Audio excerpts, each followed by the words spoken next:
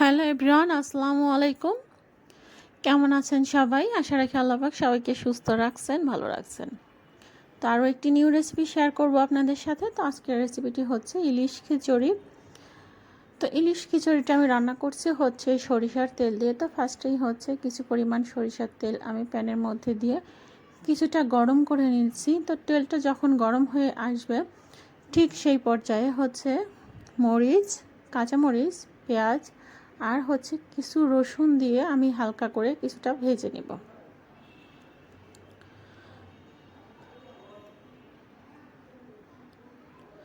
তো এখন ভাজাটা যাতে তাড়াতাড়ি হয়ে যায় সেই জন্য একটু লবণ দিয়ে দিচ্ছি, 1 চা চামচ পরিমাণ। লবণটা দিলে মরিচ পেঁয়াজটা তাড়াতাড়ি সফট হয়ে ভাজাটা তাড়াতাড়ি হবে, এই জন্য ফার্স্টে একটু লবণটা দিয়ে দিলাম। তো লবণটা দিয়ে এখন আমি একটু নেড়ে নিব। আর দিয়ে দিচ্ছি হচ্ছে কিছুটা গরম মশলা, দারচিনি, লবঙ্গ, এলাচ দিয়ে এখন নাড়তে থাকবো কিছু সময় ধরে তেলের সাথে। আমার মনে হচ্ছিল যে তেলটা একটু কম হয়েছে, তো সেই জন্য আরও কিছুটা তেল আমি দিয়ে দিলাম এইখানে। তো প্রথমের দিকে কিন্তু সরিষার তেল দিয়েছিলাম আর এখন একটু সয়াবিন তেল দিলাম। তো দুই তেলের কম্বিনেশনে যদি রান্নাটা করা হয় রান্নার টেস্টটা কিন্তু বেশ ভালো আসে।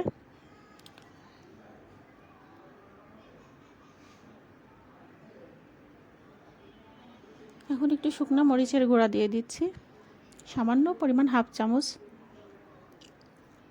কালারটা ভালো আসার জন্য। এখন হচ্ছে ডাউলগুলা দিয়ে দিচ্ছি।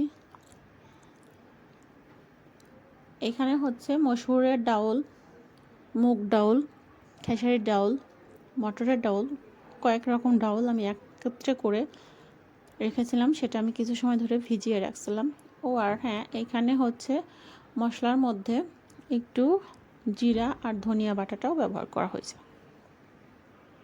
দিয়ে এখন মশলাটাকে বেশ ভালোভাবে ডাউলের সাথে কষায় নিচ্ছি। তো চাউলটা যেহেতু আমার অনেকটা চিকন, এই জন্য ডাউলটা যদি একটু আগে থেকে কষায় নেওয়া যায় তাহলে কিন্তু ডাউলটা বেশ হাফ পরিমাণ সেদ্ধ হয়ে যাবে, তাহলে চালের সাথে সমপরিমাণে সেদ্ধ হবে। এই জন্য ডাউলটাকে আমি আগে থেকেই কষিয়ে একটু সেদ্ধ করে নিচ্ছি। আর মাছগুলো কিন্তু আমি এ পর্যায়ে এখনই দিয়ে দিয়েছি, মাছের ভিতরে যাতে লবণ, মরিচ, তেল ভালোভাবে ঢুকে সেই জন্য দিয়ে দিয়েছি। তো মাছ আর হচ্ছে ডাউল কিছু সময় কষানোর পরে এখন চাউলটা আমি ধুয়ে কিছু সময় পানি ঝরায় রেখে দিয়েছিলাম, এটাকে এখানে দিয়ে দিচ্ছি। এখন চাউলের সাথে বেশ ভালোভাবে ভেজে নেব।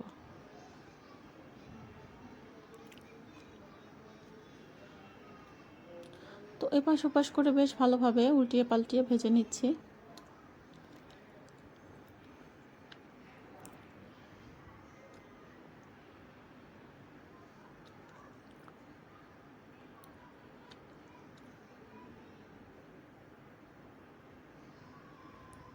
তো এখন হচ্ছে রান্না করার জন্য পানিটা আমি এখানে দিয়ে দিব। তো আমি পরিমাণ মতোই পানি দিয়েছি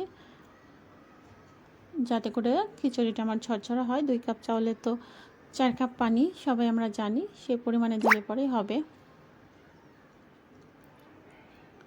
তো এখন আমি পানিটা বেশটা একটু টেনে আসছে, তো এখন লবণটা আমি টেস্ট করে নিচ্ছি। তাই তো এই যে আমার খিচুড়িটা কিন্তু অনেকটা হয়ে আসছে, পানিটা অনেকটা শুকিয়ে গেছে, নিচে পানি চলে গেছে। এখন চুলার জালটা একেবারে লো হিটে রেখে দমে রাখ